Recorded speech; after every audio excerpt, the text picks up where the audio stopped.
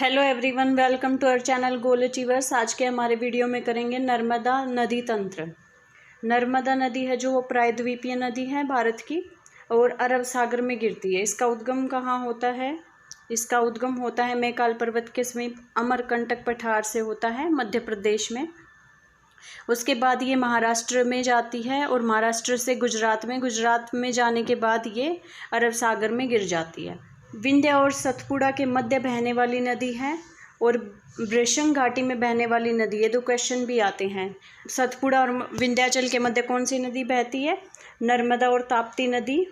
और वृषण घाटी में बहने वाली नदियाँ कौन सी है? नर्मदा नदी और ताप्ती नदी। एक और क्वेश्चन पूछा जाता है, ये पश्चिम की ओर बहने वाली नदी है। प्रायद्वीप की जो नदियाँ है वो ज़्यादातर पूर्व की तरफ बहती है, लेकिन ये दो नदी हैं जो पश्चिम की तरफ बहती है और अरब सागर में गिर जाती है। खंबात की घाटी से होकर अरब सागर में गिर जाती है। जबलपुर के पास धुआंधार जलप्रपात बनाती है, ये क्वेश्चन भी आता है।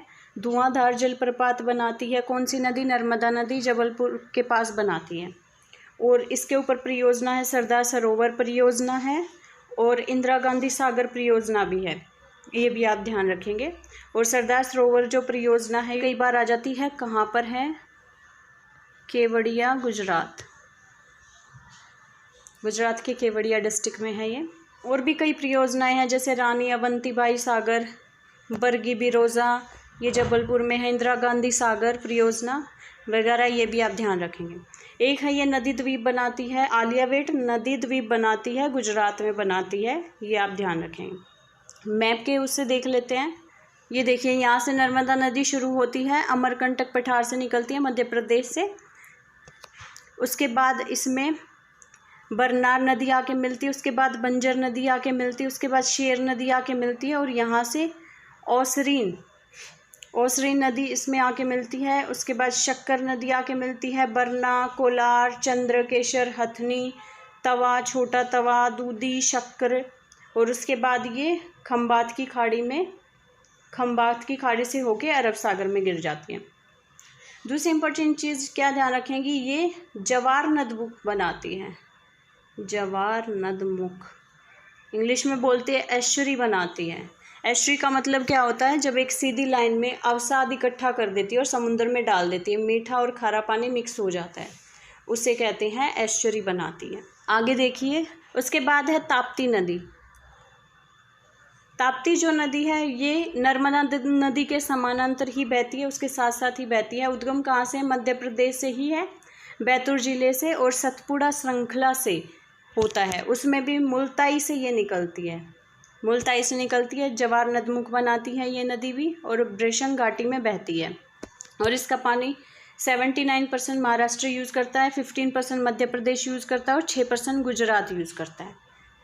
मैप के थ्रू भी देख लेते हैं।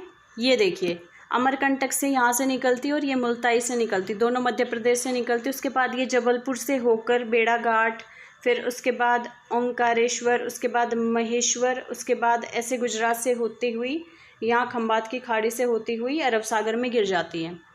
और ताप्ती नदी भी ऐसे ही मध्य प्रदेश से होती हुई, फिर महाराष्ट्र से होती हुई गुजरात में जाके फिर खंबात की खाड़ी से होती हुई अरब सागर में गिर जाती है। दोनों ही एस्चुरी बनाती हैं। ये यहाँ से देखिए, जो नर्मदा नदी है उसकी लंबाई कितनी है? 1312 किलोमीटर।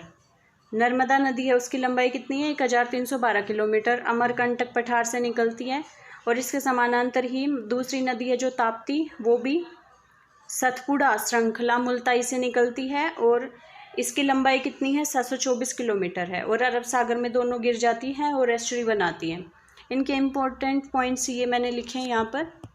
वृषण घाटी से होकर बहती है, जवार नदमुख बनाती है और पश्चिम की ओर प्रवाहित होती है। ये तीनों ही क्वेश्चन आते हैं, तीनों इंपॉर्टेंट है। ओके गाइज, आज के हमारे वीडियो में इतना ही। अगर आपको वीडियो अच्छा लगा हो तो लाइक करें, ज़्यादा से ज़्यादा शेयर करें, कमेंट करें और चैनल को सब्सक्राइब करें। Thanks for watching.